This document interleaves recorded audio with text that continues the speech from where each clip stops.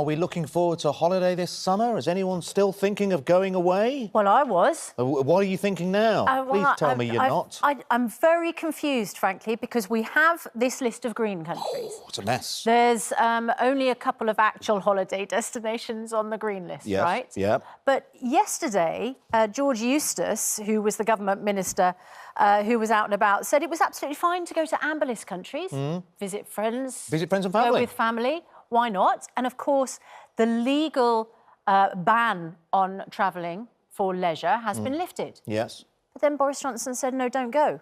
And then the Health Minister, Lord Bethell, said it's very dangerous. Shall we have a listen? This all happened, but bear in mind, this is our government at a critical time in the middle of a pandemic. Just as we're thinking about whether we should book a holiday. Advice on travel. This happened in one day. Clear as mud. Right. So you can travel.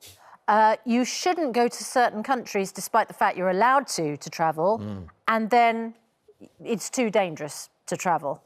Dr. Hilary, are you booking a holiday abroad on an amber list country, or can I presume you won't be? I'm not. And the reason is because it's dangerous in the airport, it's dangerous in the plane, and it's dangerous when you get to countries who don't have very good vaccination rates, where an Indian variant is going to take over quite soon as the dominant strain. Can I just point out that the Greek islands have excellent vaccination rates? They may not be on the green list yet. The Greek islands. Yes, they do. They have vaccinated their populations in the hope of boosting tourism. There's certain parts of the Caribbean which don't have any COVID at all. Sure, absolutely. But you've got to get there first, all right? And you've got people coming from all over the world to those countries because they are on a green list or they might be on a green list. Doesn't mean to say they're safe. It doesn't mean to say that because people have been vaccinated that it's safe. And currently, we're in a global pandemic. We have millions of people who haven't been vaccinated. We have an Indian variant amongst other variants, and there will be other variants on top of the Indian variant that is 50% at least more transmissible than the one we've already been used to. And let's just remember how transmissible that was and the consequences of that. In which case, Andrew, people will be asking, why did they lift the ban at all if they're now telling us it's too dangerous to travel? And why do we need an amber list if we're being told... we thought amber was meant to mean you can go, but you have to quarantine for 5 days when you get back, and now they're saying it's dangerous. It's a shambles, that's the word for it, I'm afraid. And the green list is ridiculous because... the Falklands are on there. Very nice, the Falklands. They've got some very nice penguins and puffins, but it's 8,000 miles, and that's not exactly where I plan to go for my summer holiday, which is why I'm staying at home this year, because I just can't face all this chaos and indecision, and you might have to quarantine for 5 days or 10 days. You say chaos and indecision. It's only your decision whether to go to a green list country or not. But do you feel like the mess around the messaging is actually making it too much of a headache? I just can't be bothered with it. There's plenty of lovely places to go in Britain, and I think the great British common sense will prevail and people will decide whether they can put up with it or not, and I can't put up with it. I would have thought this strengthened the argument for a vaccine passport. Because if you have been double jabbed and you're going to a country which is well vaccinated, that is pretty safe.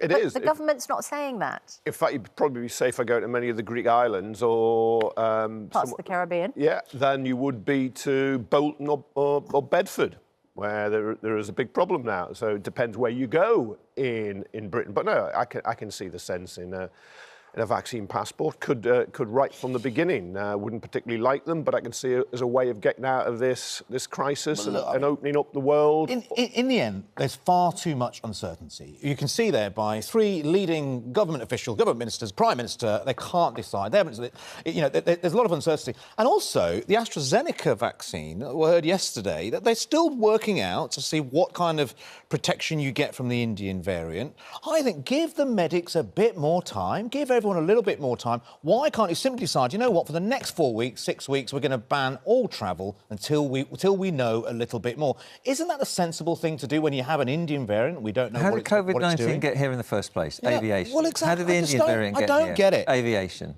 It's travel that is the major problem. And on top of that, did you hear yesterday a report by radio station LBC? They did a bit of investigation. They found this is the striking thing, since India has been placed on the red list, we've had over 100 passenger direct flights from India. We, GMB, the team upstairs, have called up Heathrow Airport this morning And we think now there are 4 flights coming from India today. But of course, those people on those flights Yeah. will be Brits or people living here, so they're entitled. You assume so. And Well, not all, maybe not all of them. Unless they're fiddling, in Yeah. which case the proper check should be done. And then you have to isolate when you come here. You have to go, you've got a hotel quarantine. That's what will happen with those. There's a number of exemptions, though, aren't there? There'll be diplomats. Of course, we saw then a whole load of diplomats were invited over for a G7 meeting, and then the Indian delegation had to isolate. But Kevin, you add that information to the crucial information we heard at the start of this week from the CEO of Heathrow Airport, who said he cannot guarantee that you will not be within a metre of somebody from a red country. Well, he should open up another terminal, but they're not doing that. But they're not they want doing to save that. money, because they want to save money, because this is Heathrow still trying to save money. If they owned every terminal, you could have a red list terminal, a green list terminal, and an amber list terminal. It just seems to me, How simple Hilary, is that? in about a month's time, maybe 6 weeks' time, the people, the professors, scientists will know a little bit more about what's going on. Will know exactly what this variant is doing. A few more people will be vaccinated. It just feels, and we could still have a summer holidays in July and August. We could still do that. In the meantime, people will be booking their summer holidays. Look, as a doctor, I have to ask the question: is a holiday really important and essential in a global pandemic? It really isn't. Well, it's a luxury. It's something that People you have can had a do pretty without tough year, in order to Hilary. preserve life. There'll be a lot of NHS workers who feel like they deserve their... But as Andrew their said, go trips. to the Lake yes, but District, they'll also go to know Wales. how Okay, well, dangerous good luck. it I is. tell you what, good luck getting some property here in this country this summer at a decent price. Because the demand for domestic holidays is off the scale. You can probably get a cheaper But Susanna, holiday something abroad. has to give. Something. We've all got to make some sacrifices. Okay, And but nobody wants to I be in think this position. But this is really interesting, Adam, because what we've done is we've gone from the government saying what you can and can't do, which makes things very clear and very easy to follow, to guilt-tripping people about their summer holiday. It's like Project Fear all over again. And I don't think that that's a healthy thing to do. You know, you gave us the green light to go away, and then you've told us, actually, it's too dangerous to go away. So now, Dr. Hilary, you're putting all the onus on the individual. I have to admire the Australians, you know. They've just said no travel for anybody until March of next year. That's why they have no COVID there. That's why they can go to concerts, they go to cinemas, theatres and enjoy a normal life, because they've been strict. And because they just say, that is what we are going to do. And people say, we accept that, we accept that. And here, not only do we have confusing rules and regulations and guilt-trip people, but people don't know what's the right thing to do. Yeah, and exactly. you know, And I we're think not that's really tough. self-isolating, we're not quarantining. I think it's Look, hard. there could be an argument. If you've had 2 jabs, maybe you can go on holiday. Yeah. You know. Well, that would make it clearer. That would make it wouldn't quite Absolutely. clear. That's And something. safer. Clearer and safer. And also you have to have tests and stuff before you get on planes, and tests when you come back.